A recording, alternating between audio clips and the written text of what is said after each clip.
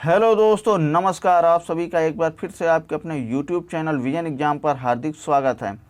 दोस्तों, हम लोग एसएससी जीडी एसएससी एमटीएस परीक्षा 2021 के लिए जो है जीएस और जीके के प्रश्नों का रिवीजन कर रहे थे। ये उस सीरीज का दोस्तों 7वां वीडियो होगा जिसमें फोकस होगा इतिहास के प्रश्नों पर। ये वे प्रश्न हैं दोस्तों जो एसएससी की परीक्षाओं में पिछले सालों में पूछे गए हैं। तो ये वीडियो आपके लिए काफ़ी इम्पोर्टेंट होने वाली है। इसके पहले की वीडियो अगर आप लोगों ने नहीं देखी है तो पूरी प्लेलिस्ट का लिंक आपको डिस्क्रिप्शन बॉक्स में मिल जाएगा। आप लोग वहां से ज़रूर सारी वीडियोज़ को देख लीजिए और इसकी पीडीएफ भी आपको टेलीग्राम पे मिल जाएगी, उसका लिंक भी आपको डिस्क्रिप्शन बॉक्स में मिल जाएगा। तो आइए दोस्तों, बढ़ते हैं पहले प्रश्न की तरफ। देखिए, इससे पहले हम लोगों ने 100 प्रश्नों तक को देख लिया है, तो आज प्रश्न नंबर 101 से हम लोग शुरू करेंगे। तो प्रश्न नंबर 101, देखिए, मोहनजोदड़ो की खुदाई किस नदी के तट पर हुई थी? तो मोहनजोदड़ो हड़प्पा सभ्यता में सिंधु नदी तट पर खोजा गया था। अगला प्रश्न है कि सम्राट कनिष्क किस धर्म का अनुयायी थे? तो सम्राट कनिष्क जो है महायान के अनुयायी थे। महायान में बौद्ध धर्म में 2 शाखाएं थी, हीनयान और महायान। तो सम्राट कनिष्क महायान शाखा के अनुयायी थे। पूर्व का सिराज कहकर भारत के किस नगर का स्मरण किया जाता है? तो पूर्व का सिराज दोस्तों किस शहर को कहा जाता है? किस नगर को? जौनपुर को। किस संप्रदाय के अनुयायियों के इष्ट देव भैरव हैं? तो किस संप्रदाय के अनुयायियों के इष्ट देव भैरव हैं? तो ये हैं कपालिकों के। अगला प्रश्न है कि महमूद गजनबी के किस राजकवि ने शाहनामा लिखा था? तो महमूद गजनबी के जो है कौन से कवि ने? फिरदौसी ने। तो फिरदौसी किसके राज दरबार के राजकवि थे? महमूद गजनबी के। इन्होंने क्या लिखा था? शाहनामा। चलिए दोस्तों, अगले प्रश्न की तरफ बढ़ते हैं। शैक्षिक सुधारों के लिए गठित किए गए हंटर कमीशन के गठन के समय भारत का वायसराय कौन था? मतलब जो शैक्षिक सुधारों के लिए हंटर कमीशन का गठन किया गया था उस समय भारत के वायसराय कौन थे?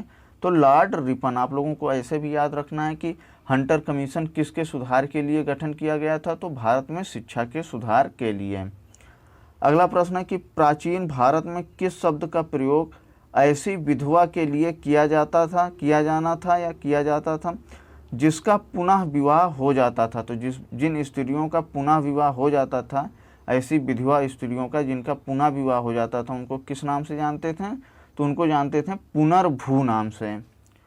प्राचीन भारत के विद्वान ब्राह्मणों को दान में दिए जाने वाले कर मुक्त ग्रामों को क्या कहा जाता था? तो मुक्त ग्रामों को अग्रहर कहा जाता था। ब्रजयान बौद्ध धर्म में बुद्ध बोधिसत्व की संगिनी को कहा जाता था। तो ये कहा जाता था तारा को। मतलब ब्रजयान बौद्ध धर्म में बुद्ध या बोधिसत्व की संगिनी होती थी, तो इनको क्या कहा जाता था? तो इनको कहा जाता था तारा। कुमार संभवन में किसके जन्म की कथा वर्णित है? तो कार्तिकेय की जन्म की कथा कहाँ वर्णित है? कुमार संभवन में। चलिए अगले प्रश्न की तरफ बढ़ते हैं। सिद्धार्थ या गौतम बुद्ध के जीवन की किस घटना को महाभिनिष्क्रमण कहा जाता है? तो महाभिनिष्क्रमण किसे कहा जाता था? जब उन्होंने घर को छोड़ दिया था। तो घर छोड़ने की घटना को क्या कहा जाता है? महाभिनिष्क्रमण। अगला प्रश्न है कि भारतीय इतिहास में कौन सा वंश पितृहंसा वंश के रूप में जाना जाता है? तो पितृहंता वंश के रूप में हर्यक वंश को जाना जाता है। इसमें सभी राजाओं के जो सुपुत्र होते थे वे अपने पिता की हत्या करके गद्दी को संभालते थे, तो इसलिए इस वंश को पितृहंता वंश कहा जाता है। कुव्वत उल इस्लाम मस्जिद दिल्ली में और 2.5 दिन का झोपड़ा मस्जिद अजमेर का निर्माण किसने करवाया था? तो आप सभी लोगों को इसका राइट आंसर पता होगा, कुतुबुद्दीन ऐबक ने। अगला प्रश्न है, भक्ति आंदोलन को अग्रणी नेतृत्व प्रदान करने वाले महाराष्ट्र के 4 प्रमुख संतों का नाम बताएं। तो भक्ति आंदोलन के जो महाराष्ट्र के 4 प्रमुख संत थे वे थे तुकाराम, नामदेव, ज्ञानेश्वर और रामदास। ये ज्ञानेश्वर नाम पिछले परीक्षाओं में कई बार पूछा गया है।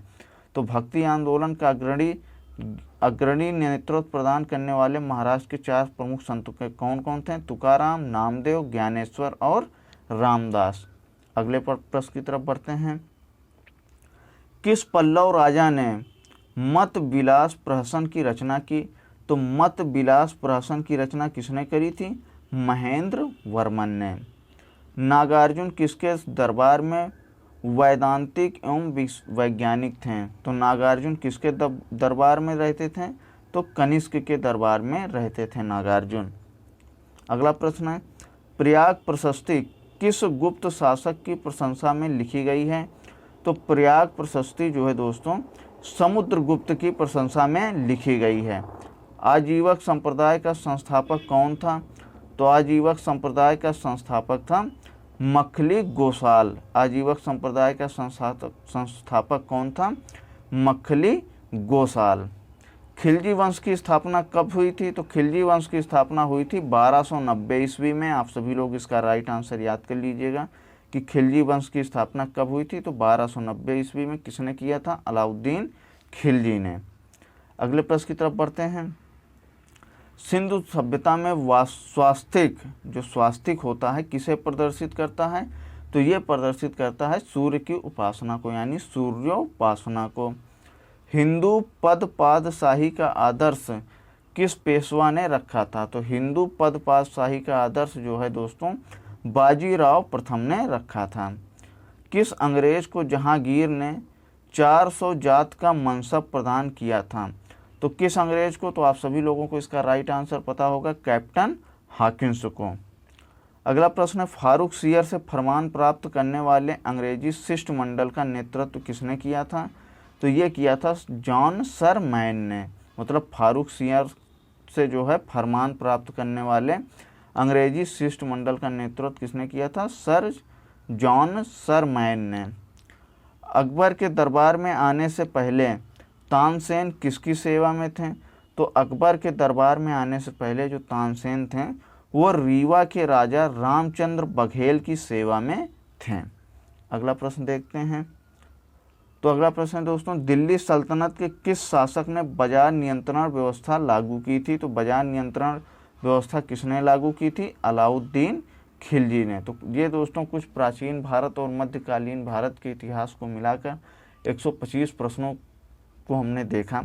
ये वे प्रश्न हैं जो बार बार परीक्षाओं में पूछे जाते हैं, तो आप लोग इनको बार बार रिवीजन कर लीजिएगा दोस्तों, और जुड़े रहिए विजन एग्जाम परिवार के साथ। तो विजन एग्जाम परिवार से जुड़ने के लिए आप सभी लोगों को बहुत बहुत धन्यवाद।